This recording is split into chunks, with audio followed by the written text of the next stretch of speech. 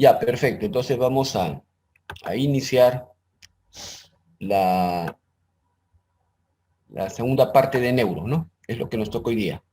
Muy bien, buenas tardes. Vamos a continuar entonces con lo que hemos estado revisando anteriormente. Ya hemos revisado todo lo referente a médula espinal y a tronco encefálico, tanto la morfología externa como la morfología interna. En médula siempre recuerden especialmente las vías, que es bastante importante recordar, las vías ascendentes, las vías descendentes, y en tronco encefálico especialmente recordar los nervios craneales, ¿no? Los pares craneales, que es lo que más siempre se pregunta. Muy bien, ahora vamos a pasar al siguiente órgano del sistema nervioso, que es el cerebelo. Vamos a hablar del cerebelo. Muy bien, el cerebelo, ¿no? Es un órgano también del sistema nervioso central, es parte del encéfalo, pues está dentro del cráneo y está ocupando la fosa posterior de la base del cráneo, la fosa posterior, ¿no? La fosa posterior está ocupada por el tronco encefálico y el cerebelo. El tronco encefálico ocupa el tercio anterior de la fosa posterior, el tronco encefálico ocupa, perdón, el cerebelo ocupa los 2 tercios posteriores, ¿no? Está detrás y en realidad está un tanto por encima del tronco encefálico, ¿no? Bien, la palabra cerebelo viene del latín cerebellum, que significa pequeño cerebro o segundo cerebro. De ahí viene el término cerebelo. Correcto, es algo así como cerebrito. Si uno compara el cerebelo con el cerebro, los textos actuales de neurociencia han sacado diferentes detalles interesantes, ¿no? Por ejemplo, el cerebelo normalmente tiene un octavo del volumen del cerebro. El cerebro es 8 veces más voluminoso que el cerebelo. Sin embargo, el cerebelo es más ligero, tiene 1/10 del peso. El cerebelo pesa alrededor de 140 gramos. El cerebro pesa alrededor de 1400 gramos. ¿Correcto? Sin embargo, el cerebelo teniendo un octavo del volumen y teniendo 1/10 del peso del cerebro, contiene una gran cantidad de neuronas, contiene la mitad del número de neuronas que contiene el cerebro. ¿Correcto? Contiene la mitad, por lo cual le da al cerebelo una alta densidad neuronal. No es que el cerebelo tenga más neuronas que el cerebro, no, tiene la mitad de la cantidad, pero en un volumen tan pequeño la densidad es mayor, la densidad neuronal del cerebelo es mayor. Correcto, es 4 veces mayor, para ser más específico. Muy bien. Anatómicamente hablando, el cerebelo tiene una porción central, ustedes la ven acá, esta es una vista superior del cerebelo, el cerebelo visto de arriba, ¿correcto? La porción central se denomina vérmix, y las porciones laterales se llaman hemisferios cerebelosos. Esto antiguamente comparaban al cerebelo con una mariposa. La porción central, el vérmix, la palabra vérmix significa gusano, ¿correcto? Significa gusano, está en el centro, mientras que a los lados están los hemisferios cerebelosos, uno derecho y uno izquierdo. Asimismo, el cerebelo presenta dos escotaduras. Aquí en la cara anterior, la escotadura anterior, que es más ancha, pero menos profunda. Esta escotadura anterior acá se va a alojar el tronco encefálico, especialmente en la protuberancia y parte del bulbo. Mientras que aquí está la escotadura posterior, que se le llama también la vallécula cerebelosa, ¿correcto? Es más angosta, pero es más profunda. Aquí se aloja la hoz del cerebelo, que es un pliegue de la dura madre, y el seno occipital, que es un conducto venoso que forma también la misma dura madre. ¿Ok? Perfecto. El cerebelo presenta en toda su superficie, como ven ustedes, numerosos surcos, gran cantidad de surcos. Hay surcos menores, es decir, de poca profundidad, hay surcos menores, pero también hay surcos mayores obviamente, de mayor profundidad. Estos surcos mayores también se les llama cisuras con C. Algunos usan el término fisuras con F, ¿correcto? Pero internacionalmente hablando, la terminología menciona más cisuras. Entonces, todos son surcos, en la superficie hay una gran cantidad de surcos. Surcos menores de poca profundidad, surcos mayores de gran profundidad. A los mayores también se les llama cisuras, ¿correcto? Y la porción, ustedes ven acá, la superficie, esto es la corteza cerebelosa. La porción de la porción de corteza que se ve entre dos surcos, eso se llama folias. En el cerebelo se denominan folias. Cabe decir que cuando veamos el cerebro, la superficie del cerebro también tiene numerosos surcos menores y surcos mayores, también llamados fisuras. Pero la porción de corteza cerebral que hay entre dos fisuras o entre dos surcos no se llama folia. En el cerebro se llama circunvoluciones.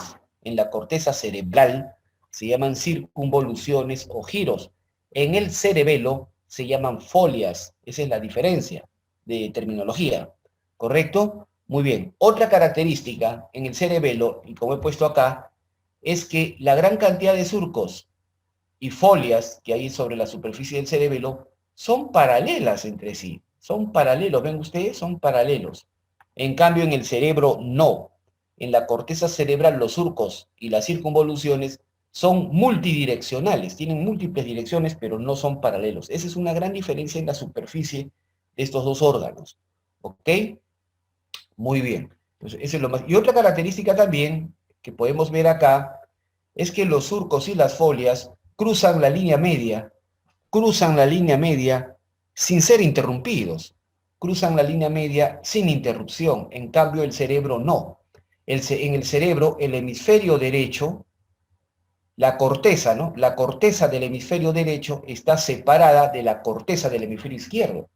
Los dos hemisferios se unen por una estructura de sustancia blanca que es el cuerpo calloso, pero las cortezas están separadas, ¿correcto? Entonces, no se continúa, la corteza cerebral del hemisferio derecho no se continúa hacia el lado izquierdo y viceversa, no se continúa, están interrumpidas. En cambio, en el cerebelo la corteza sí, la corteza cruza la línea media, ¿ven ustedes acá? Cruza la línea media sin interrupción.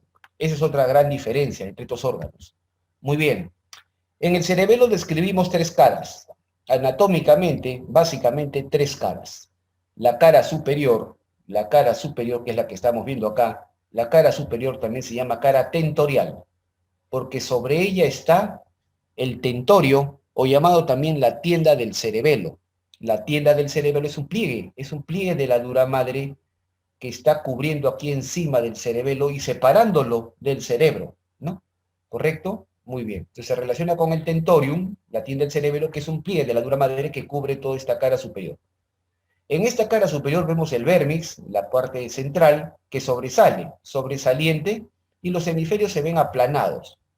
La porción más sobresaliente del vérmix se denomina culmen, y está en esta cara superior, culmen.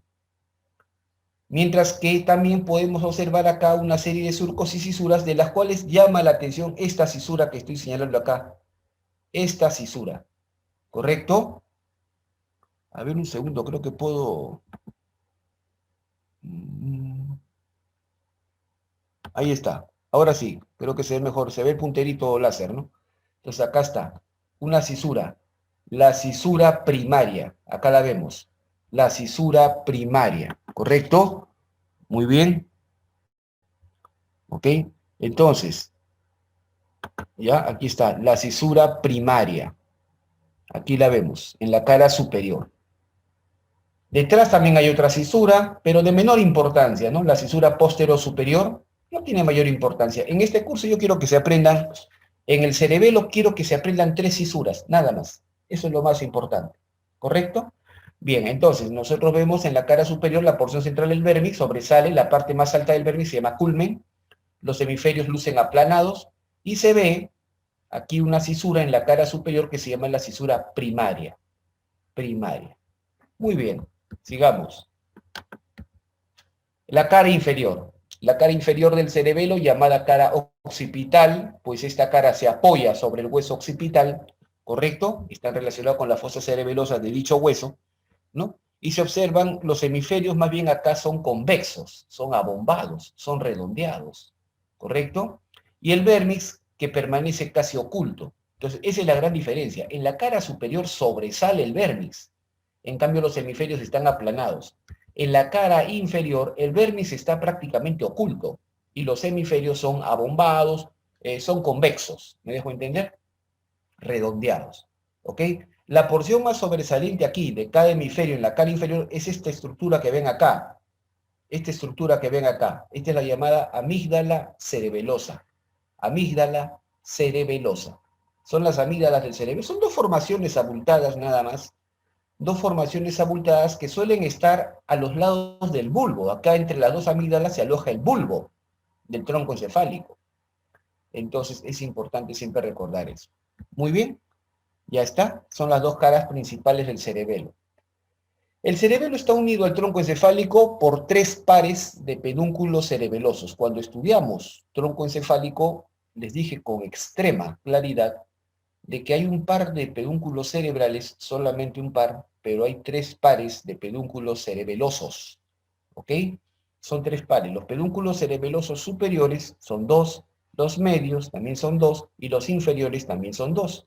Los superiores unen el cerebelo al mesencéfalo. Los medios unen el cerebelo a la protuberancia o puente y los inferiores unen el cerebelo al bulbo. ¿Ok? Eso es lo más importante.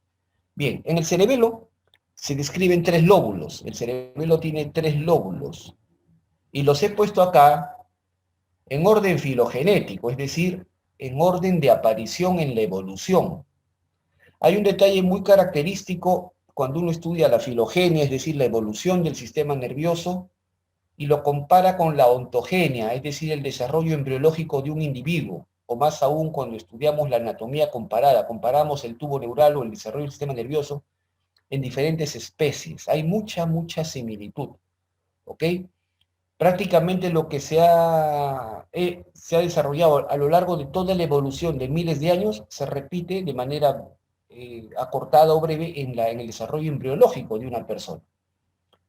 Entonces, en orden, por eso los he puesto acá, en orden de antigüedad evolutiva.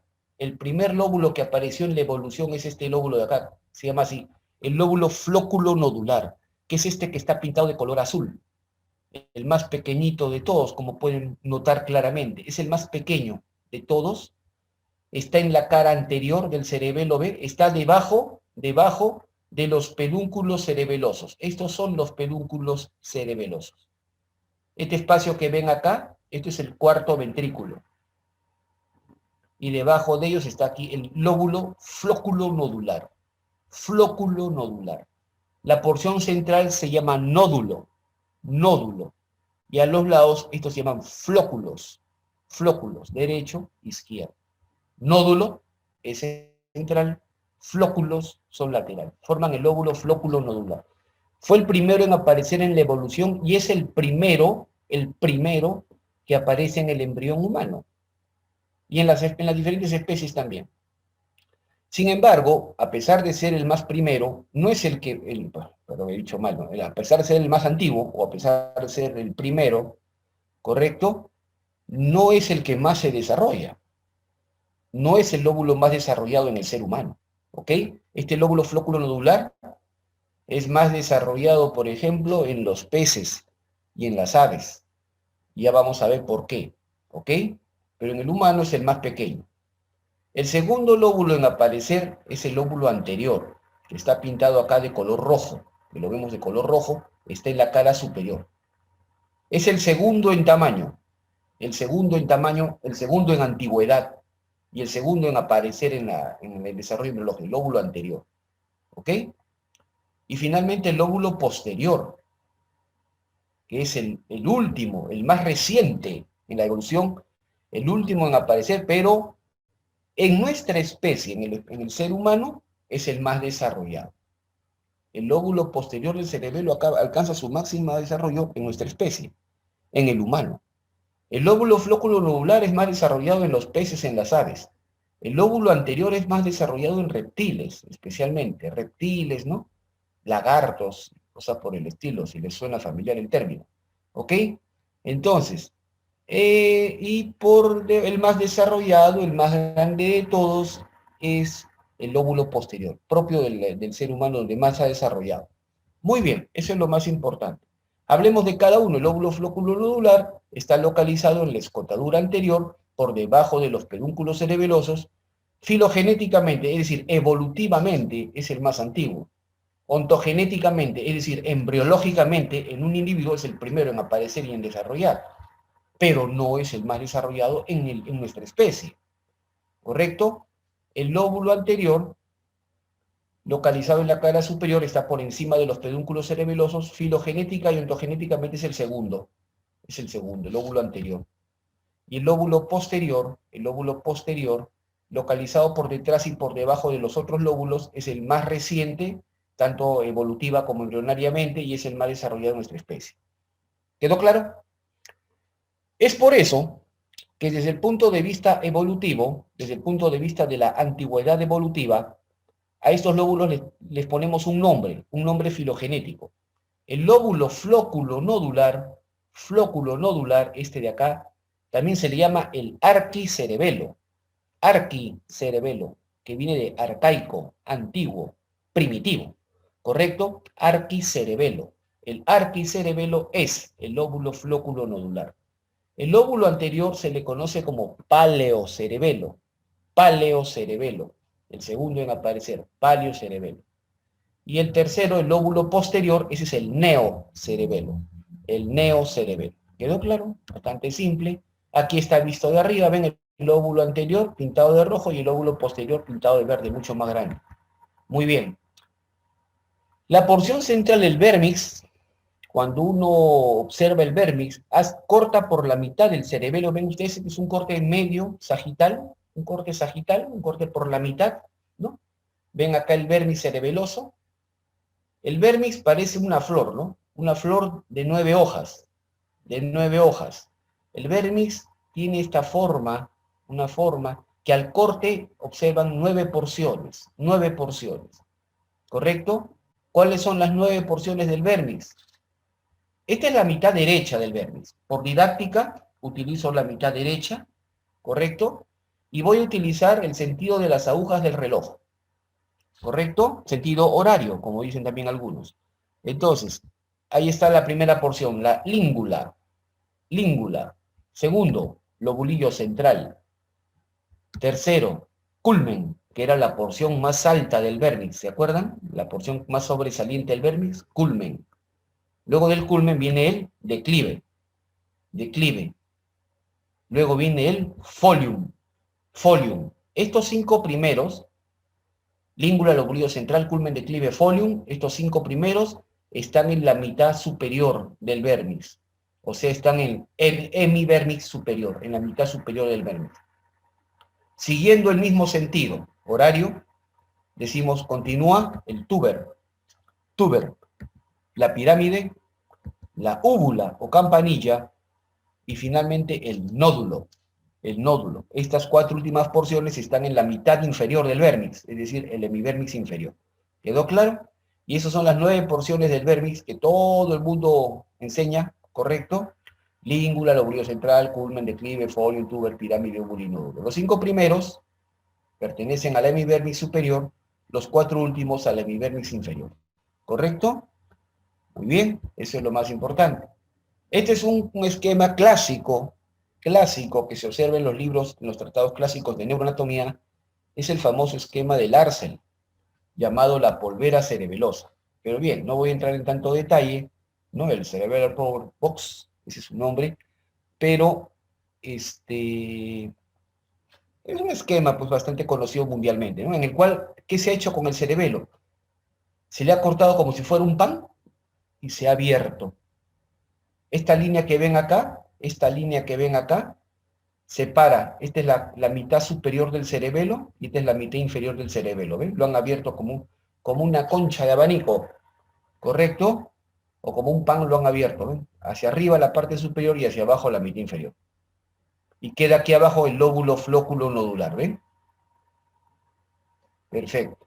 Entonces tenemos nosotros aquí el lóbulo anterior del cerebelo, ¿se acuerdan? El lóbulo que estaba de rojo, yo estoy usando los mismos colores que usa Netter, de rojo, ¿correcto? El lóbulo anterior, el lóbulo posterior, que es el mucho más desarrollado en nuestra especie, y el lóbulo flóculo nodular, que es el más antiguo, ¿no?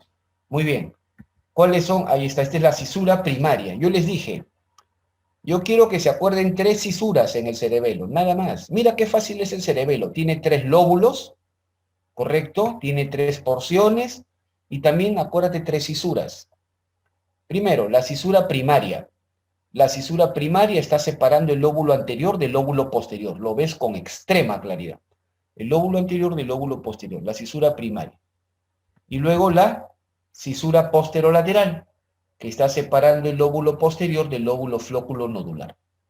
¿Ya? Eso es lo importante. Muy bien. Ahora, las porciones en el... Ah, y una tercera cisura. La cisura horizontal o cisura de Vic-Dazir, así se le llama. La cisura horizontal o cisura de Vic-Dazir. Es la que separa la mitad superior de la mitad inferior del cerebelo. Es la que divide por la mitad al cerebelo. Esta no separa lóbulos. No está separando lóbulos. Es más, está cortando al lóbulo posterior. Pero esta divide al cerebelo en una mitad superior y una mitad inferior. ¿Correcto? Muy bien. Ya está. Ahora veamos las porciones del vérmix, que hace un momento vimos, eran 9 porciones. La língula, el lobulillo central y el culmen pertenecen al lóbulo anterior.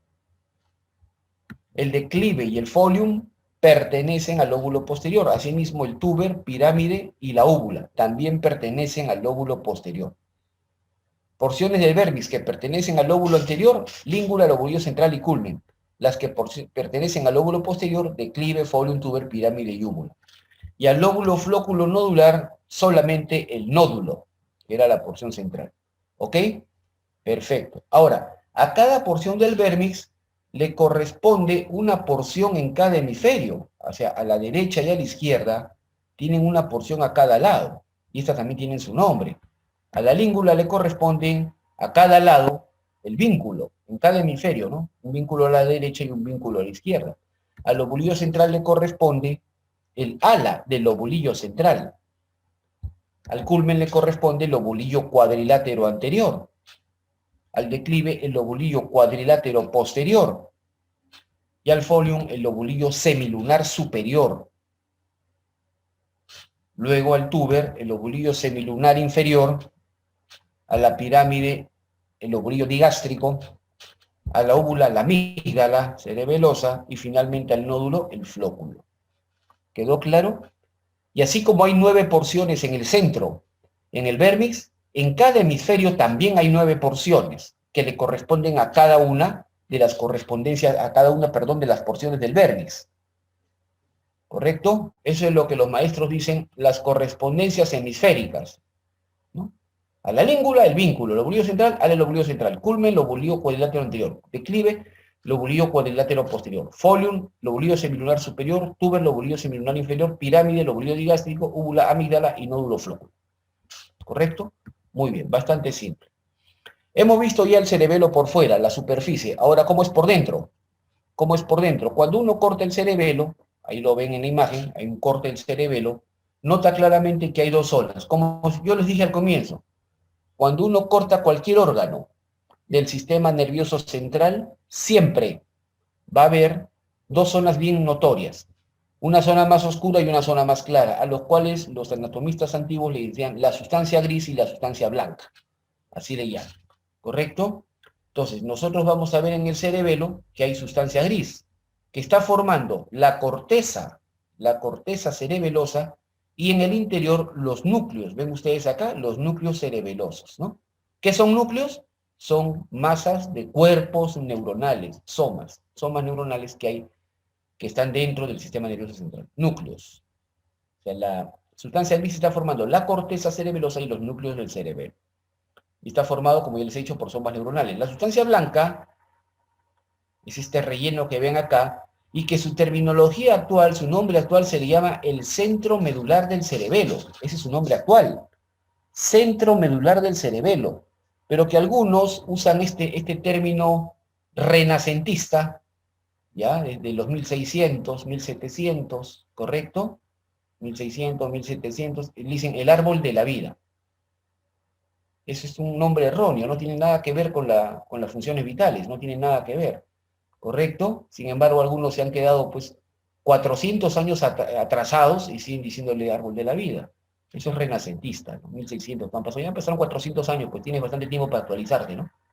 Muy bien, entonces ahora se llama centro medular del cerebelo. Muy bien. Perfecto. Y está formado, como cualquier sustancia blanca, por axones revestidos con mielina. Ya saben qué función tiene la mielina. Muy bien. Hablemos de la corteza cerebelosa. Les he dicho que la corteza cerebelosa está constituida por sustancia gris. La corteza cerebelosa está conformada por tres capas. Tres capas. De la más superficial a la más profunda, la más externa es la capa molecular. La capa molecular. La segunda, la capa de células de Purkinje. Y la tercera, la capa granulosa. Esas son las tres capas de la corteza cerebelosa. La capa molecular, la más externa, tiene dos tipos de neuronas. Las neuronas estrelladas, como está escrito acá, las neuronas estrelladas, y las neuronas básquet. Básquet, ustedes conocen el deporte, ¿no? Se trata de meter una pelota en una canasta. Entonces, el básquet significa en canasta. Células en canasta o en cesta, ¿no? En canastilla, en cesto, también le dicen así. ¿Correcto? Bien, esa es la primera capa.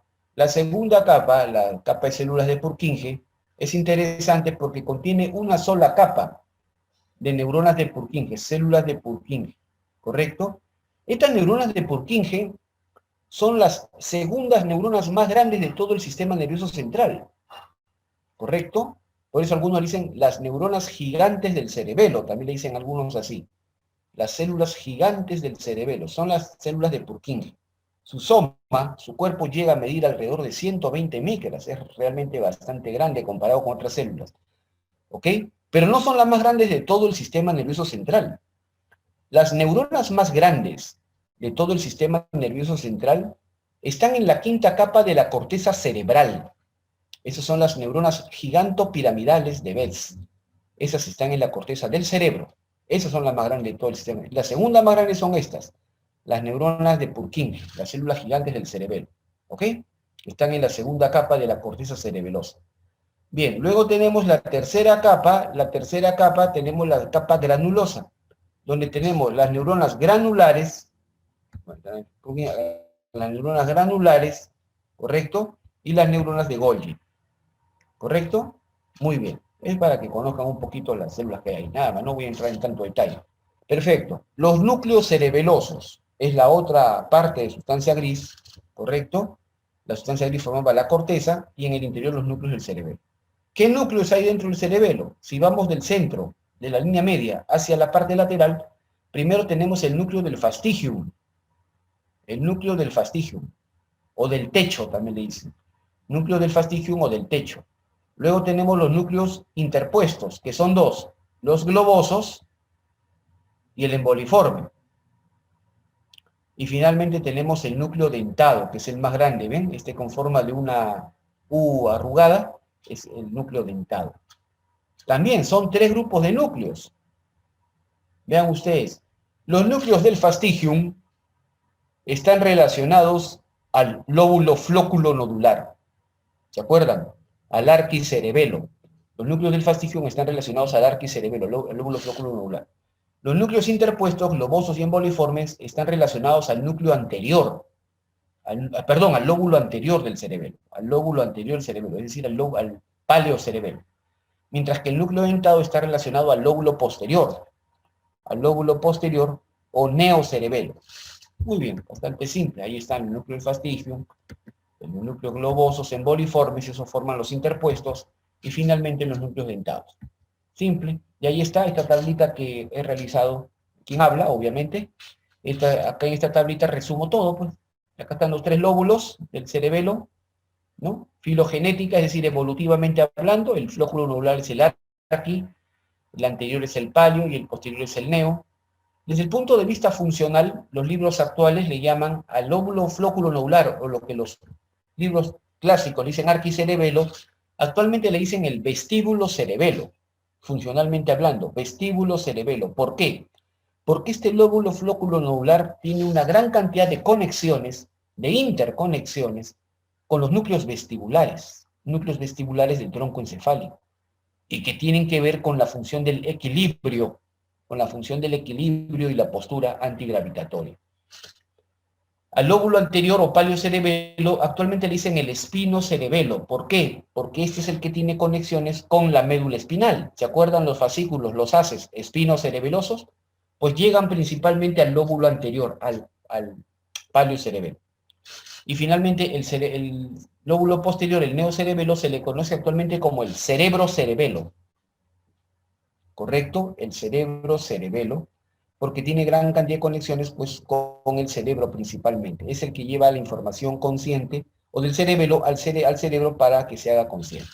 Muy bien, y estas son las porciones, ya les conté, del vérnix que pertenece a cada una, eso lo vimos en el esquema del Arcel, ¿se acuerdan? De los hemisferios, y finalmente los núcleos que corresponden a cada uno, ¿ven? Finalmente aquí falta agregar, mi tablita no está completa, ¿ya? Pero falta agregar, obviamente como autor de esta tabla tengo que corregirla, ¿no? Falta agregar aquí en la función, pongan acá función, el lóbulo flóculo nodular, ponen ustedes acá equilibrio, postura antigravitatoria, ¿correcto? Equilibrio y postura antigravitatoria. El lóbulo anterior, palio-cerebelo, ¿no? Espino-cerebelo, lóbulo anterior, ponen acá coordinación motora gruesa, por ejemplo, del tronco, de los músculos del hombro, de las caderas, ¿correcto? Para lo que es locomoción principalmente, ¿no? Coordinación motora gruesa, movimientos estereotipados de impulso, de propulsión, como caminar, correr, ¿no? Muy bien. Y el lóbulo posterior, acá ponen coordinación motora fina. Acá en lóbulo anterior les dije, ¿no? Coordinación motora gruesa y agreguen algo más, tono muscular. Agreguen algo más ahí, tono muscular. Y acá en posterior ponen coordinación motora fina, por ejemplo, de las manos, de los pies. ¿Ok? Perfecto. No entro en tanto detalle. Muy bien, ahí está lo que les conté. Pues. El lóbulo flóculo-nodular, llamado aquí cerebelo, vestíbulo cerebelo, recibe aferencias, es decir, entrada de información, principalmente en los núcleos vestibulares, que traen información de equilibrio. Ahí está la función, equilibrio estático. Muy bien. El lóbulo anterior, palio-cerebelo, espino-cerebeloso, recibe aferencias principalmente de la médula espinal. Acá está, ¿ven? Coordinación motora gruesa, movimientos de tono muscular. No sabía que no me acordaba que lo había descrito acá. Por eso les decía, ¿no? En la tabla. Lo pueden agregar también para hacerlo más sencillo. El lóbulo posterior, neocerebelo, cerebro-cerebelo, el más desarrollado en nuestra especie, tiene interconexiones principalmente con la corteza cerebral y participa en coordinación motora fina, movimientos de destreza, de habilidad, especialmente con manos, pies, la mímica facial, la lengua, la laringe también participa, y se ha visto que esta porción del cerebelo tiene memoria. Es, por ejemplo, cuando ustedes aprenden una habilidad, una destreza manual, es muy difícil que se olviden, porque hay memoria, y esa memoria se almacena en la corteza del neocerebelo, aprendizaje de movimientos semiautomáticos, ¿correcto? Muy bien. Bien, se acabó cerebelo. Se acabó el cerebelo. Muy bien. No sé si hubiera alguna pregunta. Los leo. No sé si hubiera alguna pregunta, alguna duda. Muy bien, parece que no. Entonces pasamos al cerebro. Llegamos al cerebro. ¿Ok? Perfecto. El cerebro es el órgano más voluminoso del sistema nervioso central, ¿no? Y también del encéfalo, ¿correcto? Y este es el único órgano supratentorial, es decir, que está encima de la tienda del cerebelo. ¿Ven este pliegue de acá? Esto viene a ser la tienda del cerebelo, o tentorium, que es un pliegue de la dura madre. Entonces el cerebro está encima, por eso se le dice supratentorial.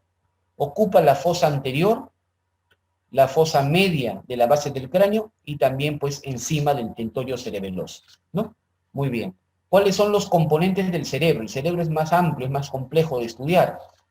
El cerebro se compone en dos partes, los hemisferios cerebrales, que son dos, derecho e izquierdo, y el diencéfalo, que es esta región que estoy señalando acá. El diencéfalo, ¿correcto? Está en el centro.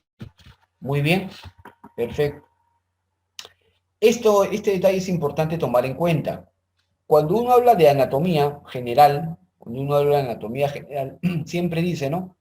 Hacia adelante se dice anterior o ventral. Hacia atrás se dice posterior o dorsal, ¿no? Hacia adelante, ¿no? Anterior o ventral, hacia atrás se dice posterior o dorsal. Hacia arriba se dice superior y hacia abajo se dice inferior, ¿no? Eso es la anatomía básica. Pero acá en el cerebro estos ejes van a cambiar debido a la rotación embriológica que hace casi 90 grados hacia adelante. Esto va a cambiar. Hacia adelante, en el cerebro se dice frontal, anterior o frontal. Hacia atrás se dice posterior occipital, pero hacia abajo se dice ventral. Ahora, ventral en el cerebro, ventral no es anterior.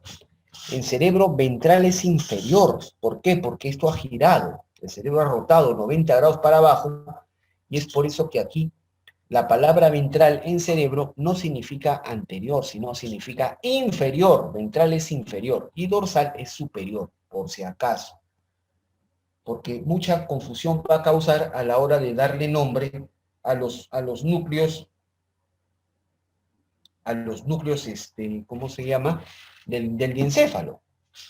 ¿Ok? Entonces es importante que conozcan esta referencia. ¿Ya? Ventral es inferior, dorsal es superior. Acuérdense ese detalle. Bien, esta es una tablita comparativa del peso del cerebro en ambos sexos, ¿no? El cerebro, cuánto pesa en el sexo masculino y cuánto pesa en el sexo femenino, ¿correcto? Miren, desde el recién nacido, ¿no? El recién nacido, en un recién nacido masculino el cerebro pesa más o menos 380 gramos.